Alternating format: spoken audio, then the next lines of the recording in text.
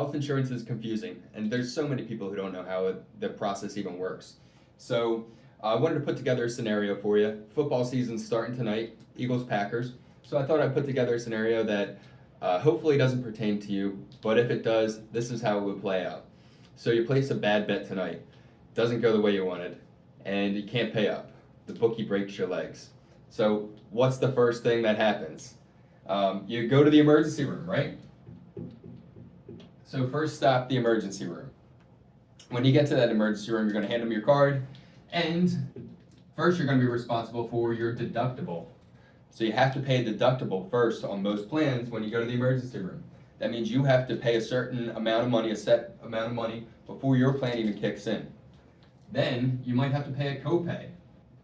So you have to pay a copay or coinsurance.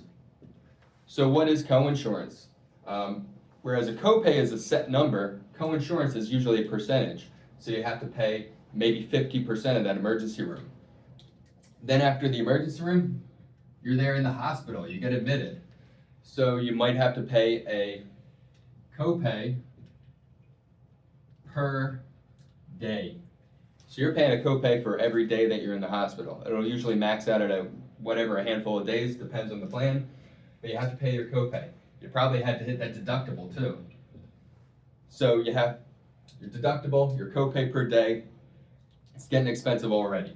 Now you have to get surgery. Right? So now it depends on where you're getting the surgery. Maybe you're getting it inpatient at the hospital, maybe it's an outpatient surgical center. But again, if you didn't hit the deductible, you're going to have to hit it. Then you're going to have to pay a copay. Depending on where you go, it's going to be a different copay. After surgery, PT, OT, speech. So you need the therapy. So you're, again, copays for your PT visits, your OT visits, your speech therapy visits. You got to pay all that.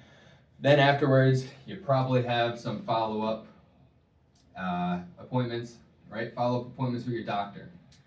So then every time you go to the ortho or whatever specialist you have to go to now, you're going to pay a copay. And specialist copays are going to be higher than your primary copays. And try to keep them in network, because if they're out of network, they might not be covered, or the cost share might be higher depending on your plan. So these are all things that you could run into depending on your plan, depending on your insurance. There's ways that we can help cover the emergency room copays and help cover the hospital copays and all this type of stuff. There's relatively inexpensive ways to fill in the gaps. Your best bet is to not be placing bad bets, but stuff happens even outside of this scenario. So if you want to know how your plan works, just reach out. We're happy to help you explain it so you're not caught, you're not blindsided. And of course, go Birds. Thanks.